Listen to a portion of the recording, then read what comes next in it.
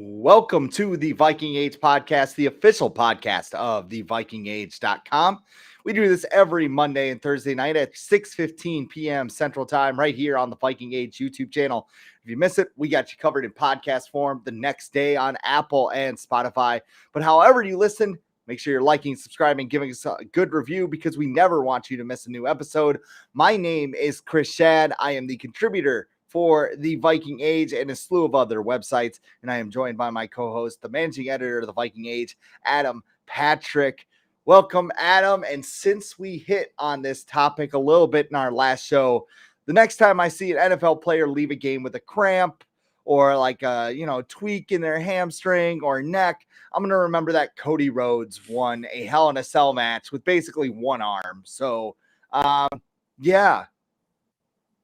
Well, it just makes you wonder, if, did Anthony Barr have to be out the entire season in 2020? And, how much could Daniil Hunter done last season with his torn pec?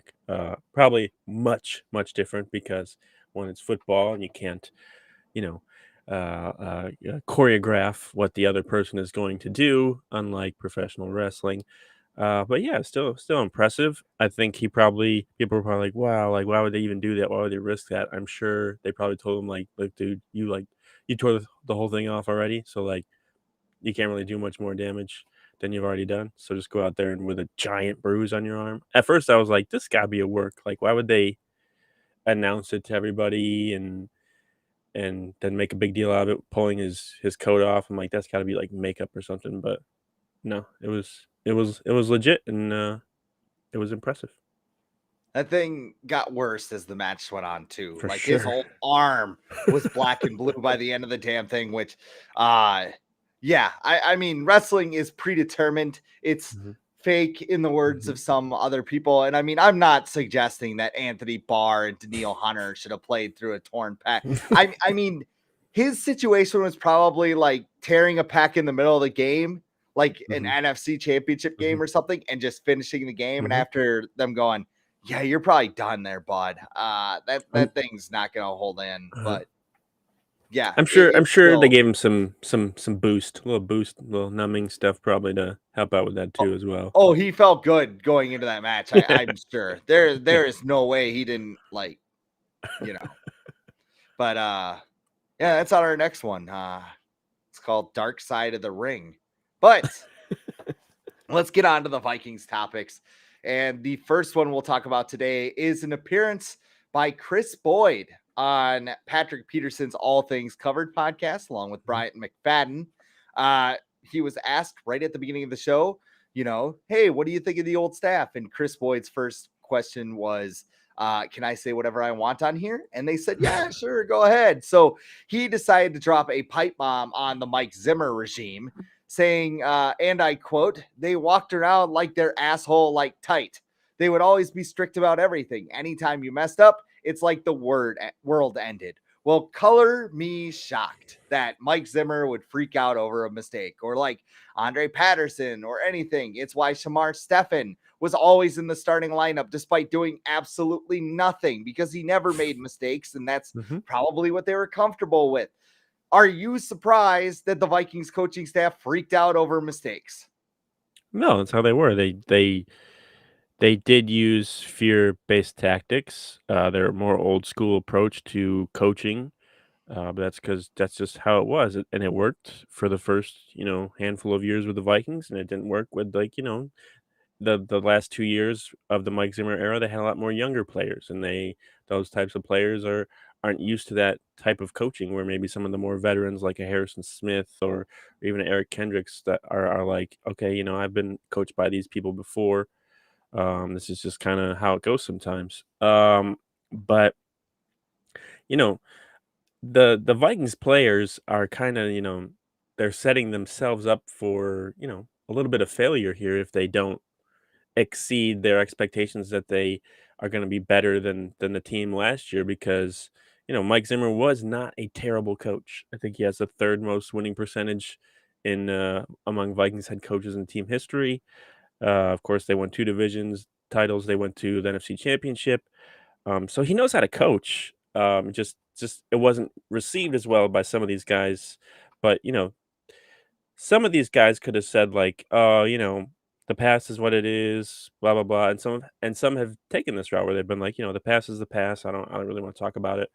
And then just talk about what they like about the new regime. But a bunch of them have kind of just thrown the previous regime under the bus and kind of just pointed all the fingers at them for why this team didn't succeed. And, they can look at themselves in the mirror too and point the fingers at themselves because the players have to make plays. Coaches can only do so much. I understand coaches have an impact. You look at the Vikings going from Leslie Frazier to Mike Zimmer. Obviously, that coaching change had a big impact, but at the same time, players have to make plays, especially someone like Kris Boyd, who has made his fair share of mistakes in his career. So I'm not going to fault him because I'm sure he was invited on the podcast and he's probably super excited to go on Patrick Peterson's podcast.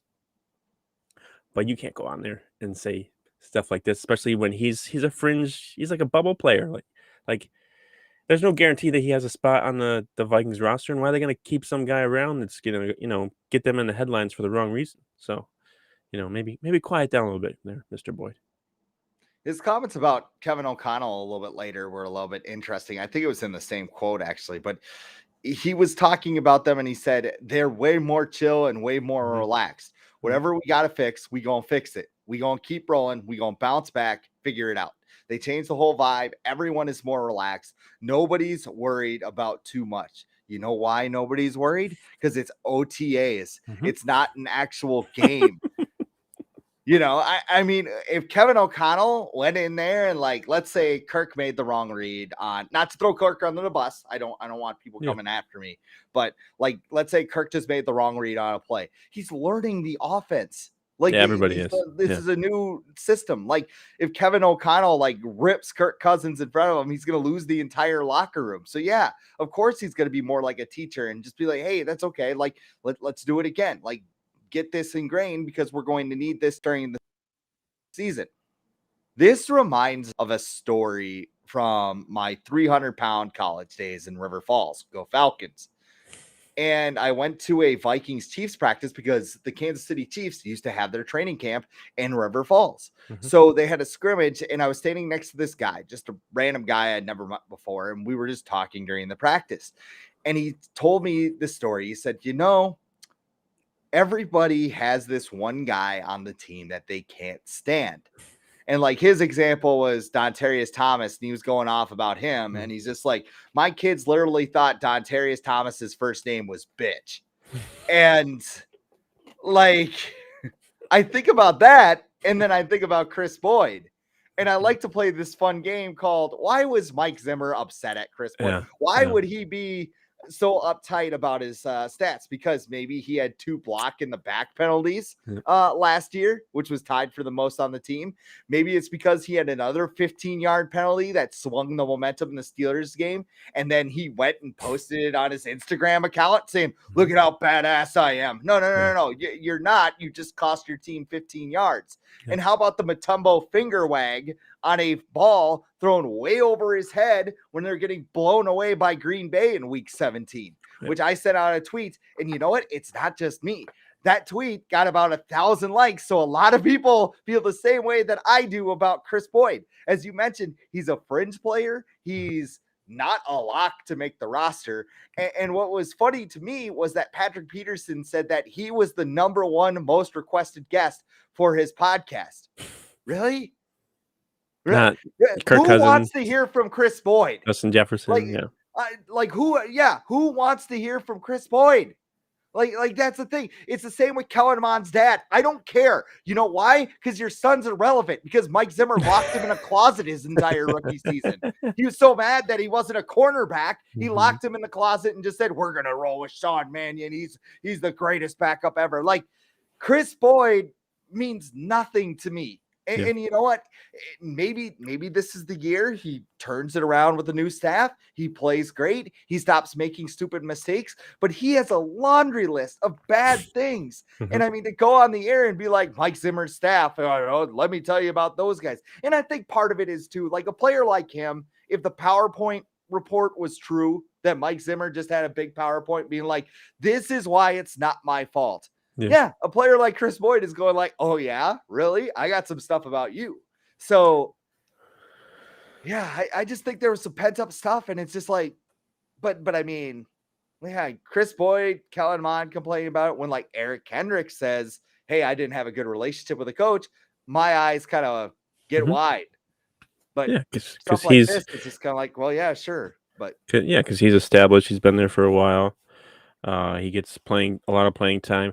Where like Mike Zimmer during his tenure was hard on a lot of guys. And most of the time it was for good reason because he saw something in you and he saw you weren't reaching your potential. So he was gonna ride you like you look against someone like Xavier Rhodes, Trey Waynes, uh Mackenzie Alexander, like all those guys. He was hard on them, like getting on them after every practice that they make a mistake. Like if Mike Zimmer was hard on Kris Boyd, it's because he saw something in him, and if he couldn't realize that, then that's on him. Because if he didn't care about Kris Boyd, he wouldn't. One, he still wouldn't be on the team. He would have been cut by now, and two, like he wouldn't. Like Mike Zimmer wouldn't even give him the time of day. He would have been. He would have been Kellen Mond. Like he wouldn't. He wouldn't even cared. Like if he made a mistake or not, but because he saw something in Kris Boyd, he, gave him the business. And that's something that obviously Kris Boyd, maybe he's too young now to kind of realize that. And he'll look back and be like, oh, I should have, kind of maybe listen to more what Zimmer was trying to tell me because one, I've heard him talk about like how he feels like he's going to break out this year and stuff. And isn't Mike Zimmer known as like a defensive back guru? So if you can't succeed under him, why are you going to do so much better under a new defense, like a new defensive coordinator that's not really known as like being even an elite defensive mind? Like his boss was, Vic Fangio is, but no one's like, oh, Ed Donatel, like he's like this Hall of Fame defensive coordinator. No, he could be good, but let's not, I've heard Kris Boyd, talking about himself. I was going to be so much better this year, and it's like, but you just left someone who could have given you like the best shot of being better, was probably teaching you the best things, but you know, whatever. We'll see. He will. I think he's gonna, you know, maybe be a little surprised when maybe some rookies are playing ahead of him. Maybe there's a bunch of They have a lot of cornerbacks on the roster this year, and this is a new regime. They don't care what Kris Boyd did in the past. They don't have any ties to him. They didn't pick him.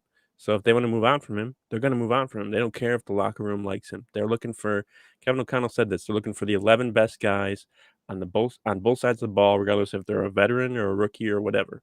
They don't care. They want the best team on the field no matter what. And Kris Boyd might not be a part of that. I think too there's a distinct difference in coming in at the beginning of the Zimmer era and coming in at the end of the Zimmer era. Yeah. Because and I mean that might play to Boyd's benefit too. I mean, with this new staff, they know they have some security, unless like things are a complete train wreck, like Matt Patricia style or future Patriots offensive coordinator, Sula? by the way. Oh, Jim Tom Sula. Matt Patricia? Oh, Jim Tom Sula, yes. Yeah, but Matt Patricia is being rumored as the next offensive coordinator for the Patriots. Offensive coordinator. Wasn't he the defensive coordinator before? He was. So really, maybe they're just not. They're fluid. They have fluid coaching positions apparently. One gets the coffee and one gets the donuts. It's between Matt Patricia and Joe Judge. That's what the Patriots are picking between. See, Vikings fans. That is screw our right guard battle. That's a camp battle. Worse. I would take Clint Kubiak over those two. Okay. Do you think? Okay, I'm pretty sure Bill Belichick is a black coffee guy. There's no way that guy's putting like cream and sugar in his. I think he just eats the beans. He just eats the beans. He just eats the beans straight. I mean, probably not. He's not like a chocolate Long John sprinkles guy for the donut. Maybe just like I don't even know. He's plain cake donut, just not even glazed, just plain cake. Those are legit though. They're good. The fried every cakes, once in a while. You get a fried cake, you put some sugar and cinnamon on it. Yeah, but I'm saying he just very underrated. Plain, nothing else, and that's fine. There's nothing wrong with that. with your just plain coffee beans, unground or anything. Let's move on to our next topic. And I know that I ranted about Kirk Cousins discussions in May, but it's June now. And Yeah. Chris Sims Yeah. has finally gotten into his he's actually into the top 10 now, I noticed, Yeah. of his quarterback rankings. He put Kirk Cousins 16th. And I would love to give you the list and the players that are around Kirk Cousins, but an actual list of Chris Sims quarterback rankings are like extremely hard to find. It's like there's an article here. You got it. You have it. Yeah, I got it right in front of me. All right, read it I have off. 13 through 40, so I'll go through like maybe like the 10 that are 5 above him and 5 behind him. So Apparently, I need to learn how to use Google. It's too, right on. but, I'm on his Twitter account. It's just a picture. Oh, really? Oh. At 13, he has Deshaun Watson. 14, Matt Ryan. 15, Ryan Tannehill, who has a higher cap hit than Kirk Cousins this year. 16 is Kirk Cousins. 17, Baker Mayfield. 18 is Mac Jones. 19 is Carson Wentz. And 20 is Jimmy Garoppolo. And some of the other quarterbacks that are ranked below Kirk Cousins are Daniel Jones, Justin Fields, Trevor Lawrence. Jalen Hurts is 25. Jameis Winston and Tua and Jared Goff. And Trey Lance is 31. Okay. There you go. So let's think about this here. Kirk Cousins is 16th. So there's 32 starting quarterbacks. And he didn't do starting quarterbacks. He just did top 40. How is so, Zach Wilson is 22. I'm sorry. I'm just looking at Zach Wilson is 22 and Jalen Hurts is 25. How? Like, so Matthew Collar dropped a stat on Zach Wilson. He said like 12% of his passes were dropped by receivers last year. I've heard, and like the league average is 5%. I've heard he's been really inaccurate though, and I know this is OTAs, but I've heard that he's been missing receivers left and right in OTAs this year, which is not good when you're doing drills and shorts. But yeah, no. back to Kirk Cousins. I'll say one more thing. The best tweet that I've seen during OTAs, and I don't know who sent it, but it was like breaking your favorite 170 or 170 pound receiver is just freaking dominating OTAs where there's no tackling right now. And I thought that's OTAs Schad in a nutshell. Schad Beebe. Jordan Taylor. Yep. Jalen Naylor. He's also a very small receiver getting some steam. BC Johnson's doing well too. And Dylan Mitchell is somewhere balling out too, I'm sure. So let's see what Sims had to say about Kirk specifically. He goes, we're talking about the ultimate system quarterback, a guy, the system is really good and creative, and you give him the answers, checks and balances. He will take advantage of every bleeping bit of it. He is not going to be the guy that's going to go, hey, we're an 8-8 football team. Don't worry. I'm the man. We'll go 10-6, pull a few rabbits out of my ass and a few magic tricks, and we'll make it work this week. He dropped F-bomb too, didn't he? Yeah, that was bleeping. Yeah. Yeah. Why didn't he do that? I've already dropped like 3 or 4 swear words in this podcast already. No. It was just weird. Like no, if you listen to the answer quote, he's like it's like, so we're just chilling at a bar, I guess. It's his podcast, so I guess it's different. It wasn't he can do what he wants. It wasn't on TV or anything. Yeah. So is 16 too low, or what do you think there? I think is he better than some of the guys that are ranked above him? I think you could make a case. Is he better than pretty much all the guys below him? Yes. So I think he's right in that range. I think we've all felt that he's in that 12 to 16 range of quarterbacks. I think the Deshaun Watson factor is big. We don't need to talk about him today. Yeah, I think, and I agree with Chris Sims' assessment on everything that about Kirk Cousins, except for the system quarterback thing, because one, that's like a dirty word in quarterback land. Like to call someone a system quarterback, you might as well tell them that they're terrible. But he's been in multiple offenses during his career as a starter. He was with Jay Gruden, he was with John DeFilippo, he was with Stefanski, he was with Kubiak, and he's done well in all of them. So I wouldn't call him a system quarterback. I think there's certain things that he does well, and that each offense has tried to utilize those aspects to do well, but that's with every quarterback. So I wouldn't really call him a system quarterback, where someone maybe like a Jimmy Garoppolo, where like if he's in a certain system, then he's successful compared to something else. Nick Foles, like you look at him Mhm. in Philadelphia, and he goes to Jacksonville, and he's terrible. But I also wrote about this, how probably like 8 years ago, Chris Wessling, the late Chris Wessling from the Around the NFL podcast, which is a podcast by NFL.com, came up with this Dalton scale, which makes Andy Dalton the prime meridian of NFL quarterbacks. So if you're a quarterback that's ranked above Andy Dalton, then your team is good. You're set to go. You got a guy that you need. You can move. You can win. Whatever. But if you're below Andy Dalton, then you got a bunch of problems. You got to figure out your quarterback position, and you got stuff to figure out. And in this article that I wrote, my proposal is to change it from the Dalton scale to the Cousins scale. And this isn't a comparison of Andy Dalton, Kirk Cousins, because I think Kirk Cousins has played much better on the field than Andy Dalton. But it's just replacing Dalton with Cousins as the prime meridian of NFL quarterbacks, because I think it's kind of similar. If you rank above Cousins, you're a franchise guy, or you're developing into one. And if you're below him, then you're probably not going to do that well as a starter in the NFL. So that's my take on Chris Sims' ranking, which I don't really have a problem with. No, I don't either. Like I kind of mentioned, like everybody was kind of raging about this debate in May, but I mean it is what it is at this point. Yeah. Like until Kirk proves otherwise, and that could happen this season under Kevin Mhm. O'Connell, and Yep. all the conditions are perfect, and the planets of the Grimlap system align, and the moon is blood red, and everything from some kind of Ultimate Warrior promo. Um, yeah, I mean that's pretty much it. And I mean it's almost annoying to talk about. I don't think he's worse than any of the quarterbacks that were mentioned before him, lower in the rankings.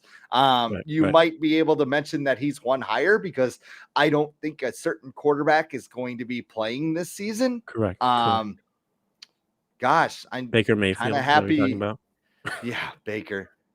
Same city, different quarterback. I'm just Yeah. glad we didn't blow 230 million on said Mm. quarterback. But like Yeah. you said, we'll just take drive-bys and not actually talk about that Hmm. subject.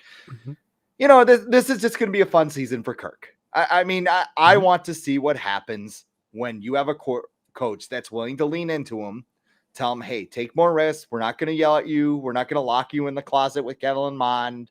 Like, we're just going to let you be Kirk Cousins and try and see what happens. And if he sucks, you move on. You find something else. If he doesn't suck, you're probably in very good shape, because when he's good, he's a top 10.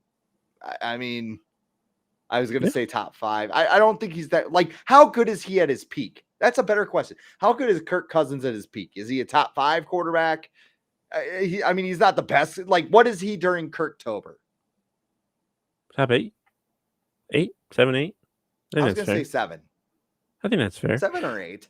Because you look at the Packers game last year, and he was like just firing all cylinders. But you also remember he almost lost that game because he threw an interception.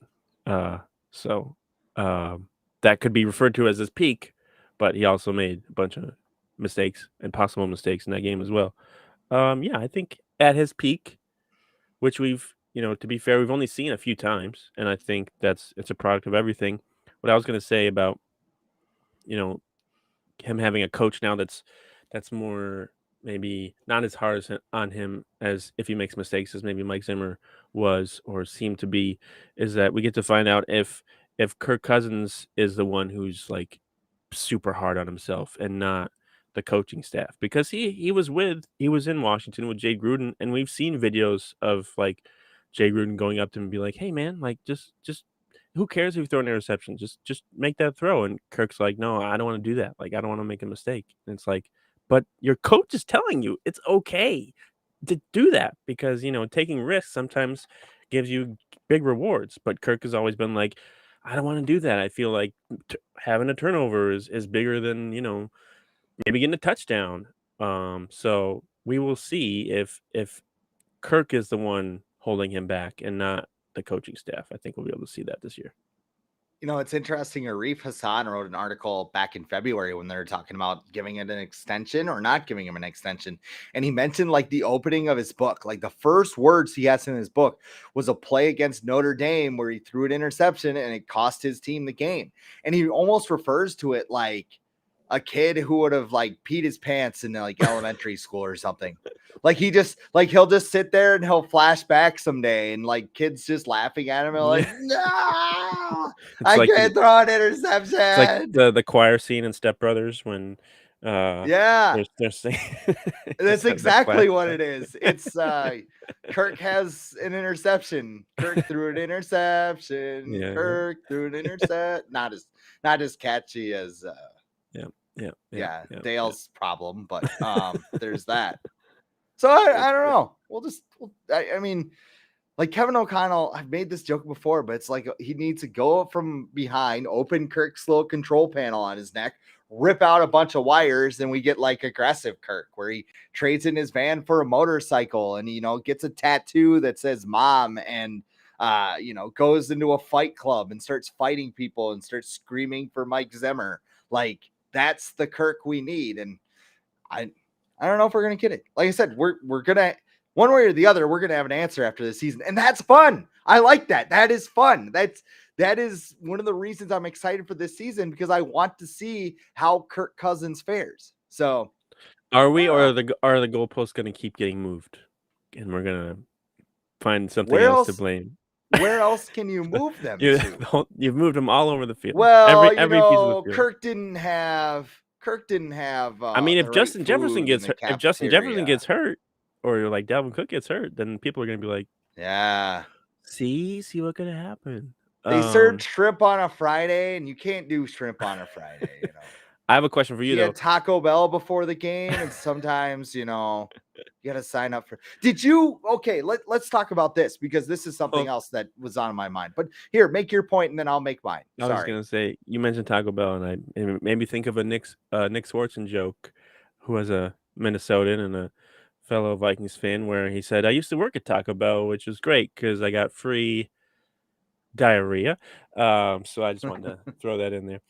Great comedian Nick Swartzen. I think he's on tour right now. But I was gonna ask you a question, but actually you go first, and I'll see if it has anything to do with what I was gonna ask you. You go first. Well, you had mentioned Taco Bell too. There's actually a new Taco Bell that is opening in Minnesota, and it's like a bank drive-through, basically. Like a restaurant? So basically there's no like dining area under my understanding. I think I've seen those, and it's just like, up on top, and you go through like at a bank window, and they just shoot your food down, which I would it's a precursor for what's going to happen later that night. But I would just assume it go through the bank tube, and your CGC is just like all over the place in the tube, like, here you go. But Baja blasting everywhere. I was going to ask you, because Derek Carr has not appeared on this ranking yet, so clearly he's going to be ranked ahead of Kirk Cousins, 12 or higher. I think they came out with the top 10 today, so I don't even know if Derek Carr is in there. But do you think Derek Carr deserves to be ranked ahead of Kirk Cousins? And it looks like Dak Prescott's probably going to be ranked ahead too.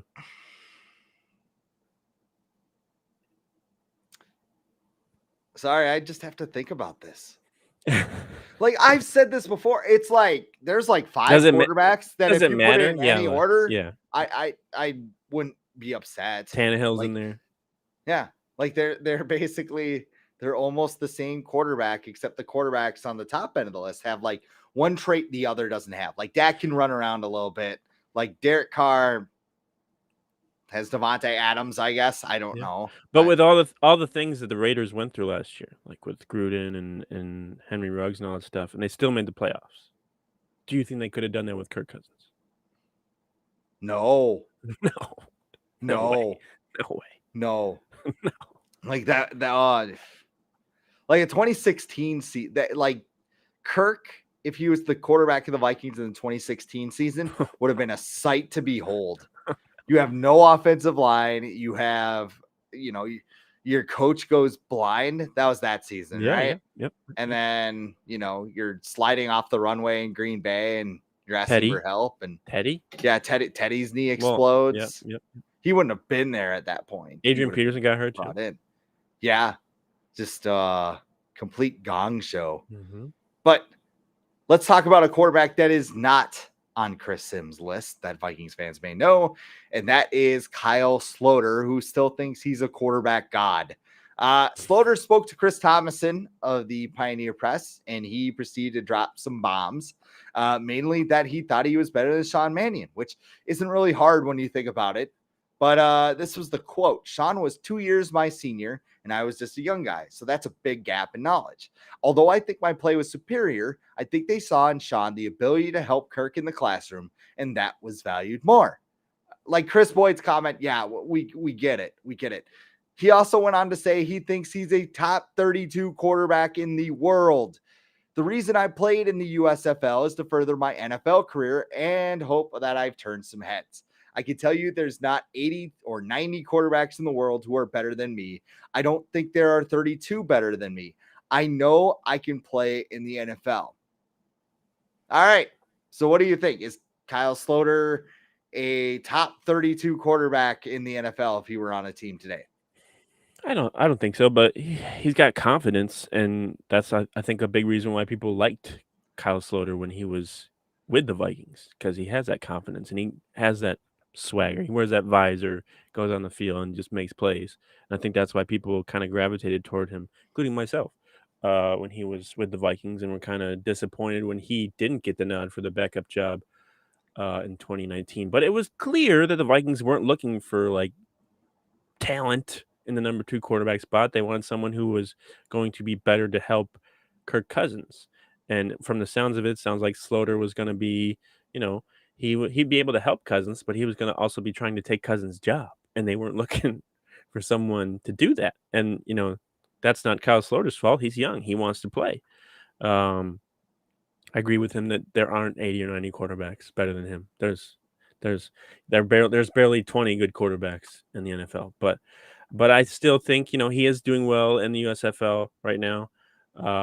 At the same time, he still has plenty to work on. I think he can be a backup in the NFL this year if someone gives him a shot. Because at the same time, he is leading the USFL in passing yards and he's up there in touchdowns too. But he's also completing less than 60% of his passes.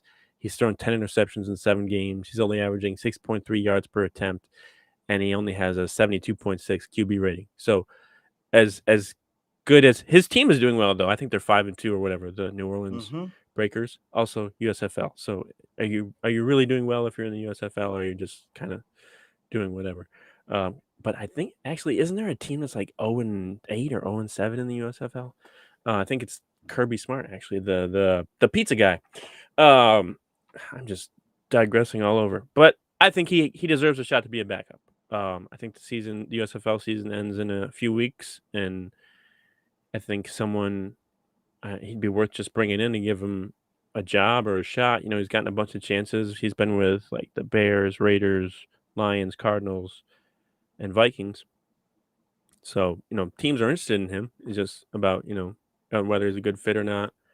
I think it'd be good of him maybe focus more on his like studies and trying to help out the other quarterbacks on his roster, because I don't think he's at that starter level yet. And maybe realize that, my role in the NFL is being a backup, and I can offer that to people in the NFL.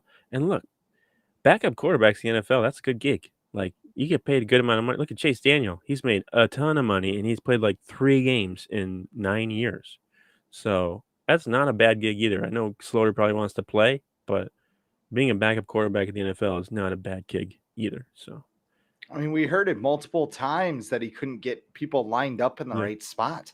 That's a quick way to get there. I mean, that works great for preseason football in the USFL, but I mean, ask Johnny Manziel how that worked out. Like, in college, you could show up to practice hungover and just chuck it to Mike Evans, and things seem to work well. But he had a few more problems than Kyle Sloter is dealing with right now. Just a few. College Johnny football is probably one of the greatest NCAA players of all time. Not only just for what he did on the field, but what he did off the field. Like that guy was Mr. College quarterback. Yeah. Yeah, He and still acts like Mr. College quarterback, but for sure. He got what's he doing? Like the fan controlled football now or whatever with TO. I think he's doing that. I think Delvin actually owns the team that he's on. yeah. Is his agent's part of it or something? Yeah, like Johnny Manziel. Wow, I actually wanted the Vikings to draft him. Okay, in 2014. You're not alone. A No, lot I'm of not. people did. No, I'm not. That was, like I said, What do that you was one of the What do you craziest think would drafts have I've ever seen. What would have happened?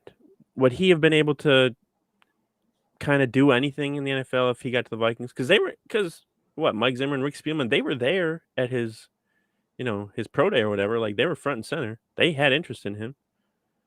They just didn't pull the trigger. But do you think it would have gone any differently if he was in Minnesota? Well, there weren't any receivers here. Like Johnny Manziel's success in college was predicated on Mike Evans being at Texas A&M. Like that seems like such a basic thing to say. Was Greg Jennings still there? Greg Jennings was there, right? Yeah. Kyle Rudolph. Yeah, I think Greg Jennings was there. Kyle Rudolph. But I mean, Greg Jennings was like a shell of himself by the time he got to Minnesota. And they still had Adrian Peterson before he got suspended.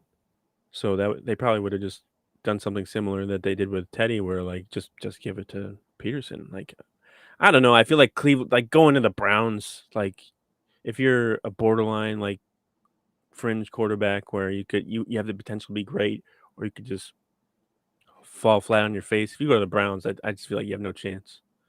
Well, and look at what he did off the field too. Like Right. there's Yeah. substance abuse problems. There was That's what I'm saying. Like with Mike problems. That's what I'm saying with like Mike Zimmer would not have tolerated that stuff. Right, but he had a reputation of dealing with those guys. Like you look at Pac-Man Jones and Vontaze Perfect back in the day. Like he kept those guys in line. So I've always been curious about like what could have been. That's one of the big what ifs for me, I guess. That and Teddy's leg almost falling off will always be some of the biggest what ifs in Vikings history to me. But Slaughter? Yeah, what do you think? Yeah. I think it'll be in an NFL camp. Yeah. We'll get a shot. I mean, if you have success in any of these leagues, they'll at least bring you in. Does that mean he'll win a backup job? No. But I mean, he'll compete for a roster spot somewhere. Maybe he lands on a practice. I don't think he's eligible for practice squad at this age now, right? No, I think veterans are now. I think veterans are still they're still doing that. All right. Like 2 or 3 maybe you can do now. I think you can. So I mean, I don't know. I mean, the guys, he makes a good point. I mean, he's 6'5", 220 pounds, and he's mobile, and he's got a big arm. Like those things are like mentally, there are some screws loose there. I don't really know a good term to describe it, but I mean, like you said, it's almost like he has too much confidence in his arm at times where he's like, I'm going to chuck it. But I mean, shoot. Go to the Seahawks. Just go to them and run around. Like Drew Lock's going to do anything there. See what happens. Maybe he'll get a shot there. And Seahawks fans would love him. They would love him. Even if like he played terribly, they would love him. Just like I feel like he's like another Gardner Minshew type. Where like okay, great. He's not the greatest. But he's fun. He's fun to watch. He's fun to listen to him after games or whatever. I think he can be one of those quarterbacks. So there you go. I mean, I don't know if he goes to Seattle. I feel like Pete Carroll's gonna be, you're just gonna hand the ball off to Kenneth Walker. We'd run the ball here, son. Sure. You don't gotta worry about lining people up because we're just gonna run it straight ahead. I like the gum. I like right into the A gap, right there. How is he almost 80? Like he's getting up there. 73. Jeez Louise, man. He doesn't look like it, but yeah, imagine keeping him over your 33-year-old quarterback. Even if Russell Wilson's a little bit of a weirdo, like the let's ride thing is something. I don't know. Broncos country, let's ride. Future Walmart Broncos. I think that's happening soon. They're what? You didn't hear the Walmart owners gonna buy the Broncos? Oh, so they're not. I thought they were doing like a sponsored thing, like the Denver Broncos of Walmart, presented by Walmart. Not yet. Maybe they will. It's probably coming. Yeah, for sure. It's gonna be They'll have their big Walmart patch on their jersey. wall. That is coming. People But of Walmart.com field. Um, that'll be a thing. be a hell of a halftime thing. Now brought to you, people of Walmart. They just throw It's the like people of somebody Walmart from cam. like Georgia Yeah, on the big screen. for sure. Got smuggling, and then he's smuggling 2 hams. No, that's just no. No, I think I might be one of the few that like agrees with what Seattle did because I just think they have too many holes to just keep Russell Wilson around because he wanted more money. And they're just not in a situation to pour a bunch of money into a quarterback when they need just way too much help because they got rid of Bobby Wagner too. They got rid of him. He's a big part of their team. So I think they're just looking to kind of reset and hope. Kind of like the Lions did a couple years ago with Stafford. Yeah, for sure. Makes sense. And the Vikings might get to this point. They might get to this point where in 2 years or whatever, where Kirk Cousins, it's not worth paying him that much anymore because they just have so much to fix on the rest of their roster. So they get rid of him and hope for a top pick. But if you're not firing your 73-year-old head coach, are you really rebuilding? Like at least Detroit went and got Man Campbell outside of that. Just like, hey man, we gotta drink some Ventures and stuff. Yeah, football. Yeah, I just break kneecaps, eat footballs. Yeah. Well, I wonder how much Hard Knocks. I wonder how much left Pete Carroll has on his contract because coaches' contracts are guaranteed. So maybe that's a factor. I don't know. I don't mind Pete Carroll. He's good. He's been a good coach. But yeah, he's getting old. Sell the Seahawks too, so maybe that's correct. Part of the they don't want to go through that much. Maybe wait for the new owner to come in and be like, all right, get everyone out. Like what's his face in Carolina, who's just blowing everything up over there for no reason. Man, we have talked about so much stuff today that has nothing to do with the Vikings, but it's June. It's June. There's training. There's mini camp starting, but I mean, nothing matters. They're just going to install some things. Jalen Naylor is going to dominate because there's no tackling. Like Kris Boyd says, if we make a mistake, it's okay. No one's going to yell at us. Okay. Until the season starts. Or until he gets dragged into the office at the end of camp. What do you mean you're cutting me? Until the XFL season starts for Kris Boyd, yeah. Yes. Well, that is all the time we have for today. On that note, we do this every Monday and Thursday at 6:15 p.m. Central Time. Like, comment, share, ring the bell on our YouTube channel so you never miss an episode. For Adam Patrick, I am Chris Schad, and we will see you on Thursday night.